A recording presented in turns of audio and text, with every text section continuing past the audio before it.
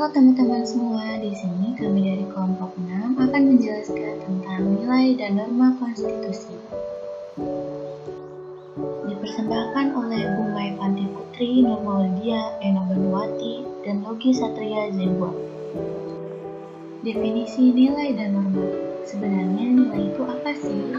Nilai adalah sesuatu yang dijadikan sebagai panduan dalam hal mempertimbangkan keputusan yang akan diambil kemudian. Nilai juga merupakan sesuatu yang bersifat abstrak karena mencakup pemikiran dari seseorang. Sedangkan norma adalah aturan yang berlaku di kehidupan bermasyarakat.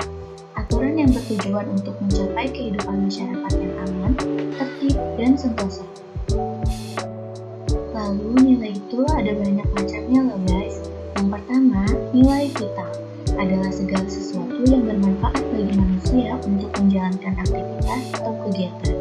Yang kedua, nilai spiritual adalah hal yang menjadi dasar dalam pembentukan pribadi manusia untuk menciptakan generasi yang beriman, bertakwa, berperilaku Islami, dan mengesahkan Allah Subhanahu wa Ta'ala. Yang ketiga, nilai material adalah usaha manusia untuk memenuhi kebutuhan fisiknya. Kemudian ada macam-macam norma. Yang pertama, norma agama adalah aturan atau kaidah yang berfungsi sebagai petunjuk atau pedoman hidup yang berasal dari Tuhan. Yang kedua, norma kesusilaan adalah aturan hidup tentang tingkah laku, baik dan buruk yang berasal dari hati nurani manusia.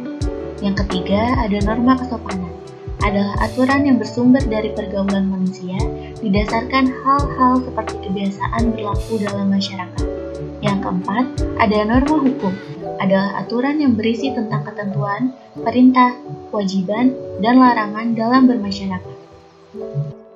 Definisi konstitusi. Konstitusi adalah keseluruhan sistem ketatanegaraan suatu negara yang membentuk dan mengatur atau memerintah dalam pemerintahan suatu negara.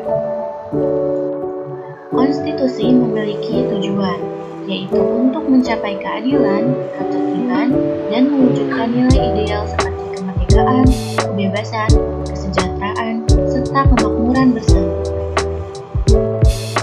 Fungsi konstitusi yang pertama adalah sebagai alat membatasi kekuasaan, yang kedua sebagai sumber hukum tertinggi di negara, yang ketiga sebagai piagam kelahiran suatu negara, yang keempat menentukan dan membatas kekuasaan warga negara, yang kelima sebagai pelindung hak asasi manusia, dan yang terakhir sebagai identitas nasional dan lambang. Macam-macam konstitusi. Yang pertama ada konstitusi membuat sifat yang terbagi menjadi konstitusi fleksibel dan konstitusi rigid atau kaku. Yang kedua ada konstitusi secara teoritis yang terbagi menjadi konstitusi politik dan konstitusi sosial. Nilai konstitusi dibagi menjadi tiga. Yang pertama, nilai normatif, di mana konstitusi benar-benar dijalankan secara utuh. Yang kedua, nominal, di mana konstitusi belum benar-benar dijalankan secara maksimal. Yang terakhir ada sematik, di mana konstitusi tidak dijalankan sama sekali. Konstitusi menurut C.F. Strong terbagi menjadi dua. Yang pertama, konstitusi tertulis, memuat aturan-aturan pokok dasar negara, bangunan negara, dan tata negara. Yang kedua, konstitusi tidak tertulis, memuat kebiasaan ketatanegaraan yang sering timbul. Mungkin cukup sekian penjelasan dari kelompok kami. Terima kasih atas perhatiannya. Wassalamualaikum warahmatullahi wabarakatuh.